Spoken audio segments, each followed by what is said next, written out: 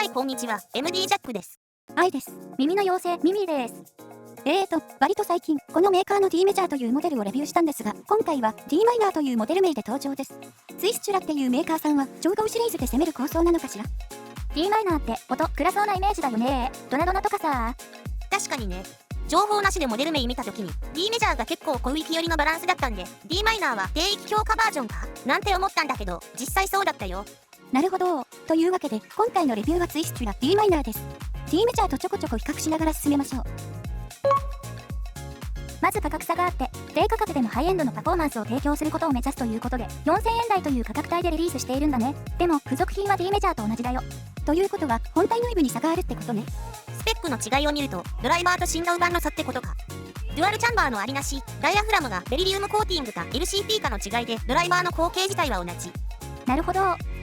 外観はデザインは同じだけど、亜鉛合金が樹脂に置き換わってる部分があるんで、重さの違いがあって D マイナーの方が軽いわね。と言っても、片側 10g くらいはあるのよ。価格差の詳細は大体分かったよ。ジャックさん、D マイナーの Y1 以上はどうなの？個人的には D メジャーより好きなバランスで、なかなかいいね。D マイナーにも D メジャー同様、交換可能なフィルターノズルが3種類付属します。測定してみると D メジャーと同じフィルターでした。これが結構効果あるんですよ。後で波形を見ましょう。色のついた部分はシリコンリングになりますけど、スピアは付属していないんで、締めすぎてちぎらないよう注意が必要です。エアフロー設計がしっかりしてるのも D メジャーと同じだね。そう、聞いた感じ、D マイナーの方がこの効果を強く感じたわ。バックアダプターケーブルも付属してるんで、タイプ C 接続ができれば、イヤホンジャックがないスマホでも対応してる。これが4000円台の D マイナーにも付属してるんで、コスパ高いよね。では、波形の確認をしていきましょう。まず、デフォルトで装着されてるブラックノズルです。おー、低域がしっかり出てるね。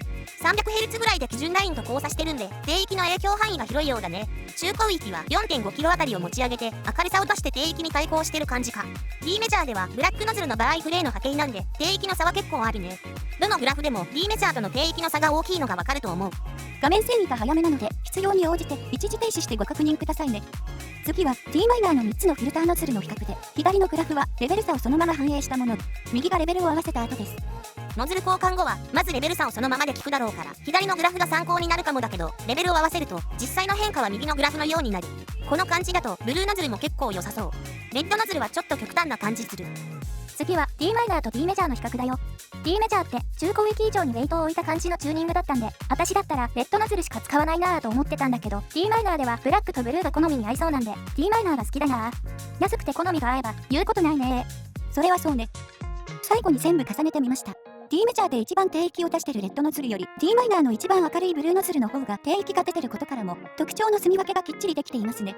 これ両方持ってたらかなりのジャンルに対応できると思いました。バンドルイヤーチップは2種類で、バンドル1は特性含め TRN ティップスにかなり似てる。バンドル2はディバイナスベルベットに似た傾向。今回も基準として使用したのはベルベット。サウンドチェックは3つのフィルターノズルの比較。音調整の基準はブラックノズル、バンドルケーブル使用。はい、了解。じゃあサウンドチェックいってみよう。音量上がるよ。Go! I know I'm moving through life like it's a runway.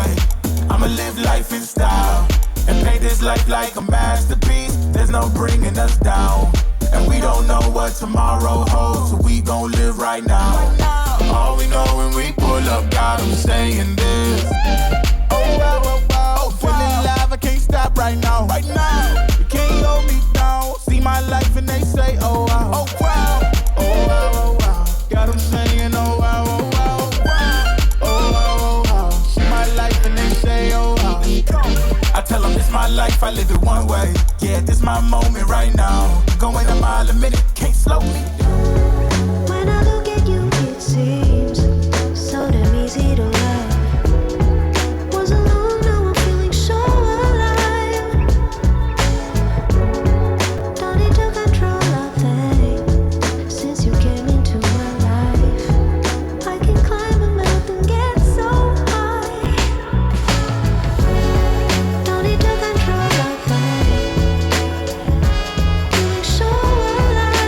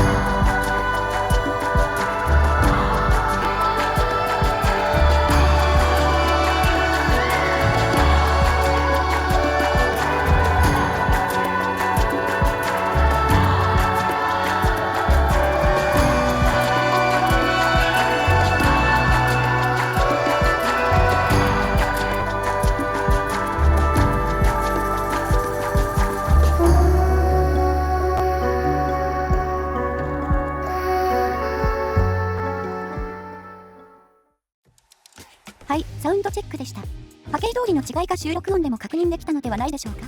ブラックノズルの低域が思ったより出てたんで、ちょっと驚いたな。そうね。ミミィちゃんはどれが好み？私は中高域が一番明るく感じたブルーノズルだよ。じゃあ、愛と同じだね。皆さんはどのノズルのサウンドがお好みですか？コメント欄で教えていただけると嬉しいです。D メジャーを含め6パターンの波形はこうなるわけだけど、多くの方に受け入れられそうなのはこの3パターンになりそうな気がする。 D メジャーのレッド、D マイナーのブルーとブラックですね。そう。そしてそこから上下に3つのバリエーションがチョイスできるんで、 D メジャーと D マイナーの両方買ったとしても12,000円ぐらいだから、この調整幅を得られるならそんなに高くはないって気もするね。ああ、それもそうだね。それじゃあ、あとは聞いた印象だね。視聴にはナイス HCK ディープスノーを使ってみたんだけど、もともと低域が強く出ているのにバランス接続でさらにパワフルになって高域が少しマスクされた感じに聞こえたんだ。抜けがいまいちに感じたってこと？バランス接続でピンとこないこともあるんだね。そう。なので一旦バンドルケーブルに戻して聞いてみた。ブラックノズルのポイントは 300Hz ぐらいで基準ラインとクロスしてるんで、低域の存在感はあるけどちょっともわっとした感じもする。2キロ付近から上の中高域以上の出方も悪くないけど、やや低域に押され抜けが今一つ。ただ最初に聴いたアルバムが低域が足りないと感じるミックスだったので、そういう場合にはハマるね。久々にカシオペアとかメソフォルテの昔のアルバム聞いたんでしょ？この辺。まあね。なので使いどころを見つけた感じ。ということはブルーノズルが本命ですか？そう。今回はこれが一番印象良かった。ブラックノズルに比べ低域をちょい落とし2から5キロあたりを上げてるからね。低域の量感もありつつ高域もカラッと抜けてくる。レッドノズルは結構極端なんでおすすめって感じじゃないけど、バリエーションとしてはありかな。D メジャーも合わせた6つのバリエーションのうち個人的にはこの3パターンがいいなと思ったよ。なので興味が湧いたらまず D マイナーを買ってみてもいいんじゃないかな。はい、価格も手頃なので D マイナー買ってみます。お値段以上だと思うんでおすすめだよ。そうだね。いいと思う。ということでスイスチュラ D マイナーのレビューでした。ではまた次の動画で。ご視聴ありがとうございました。MD ジャックチャンネルはイヤホンレビューを音と波形た言葉で表現します。チャンネル登録お願いします。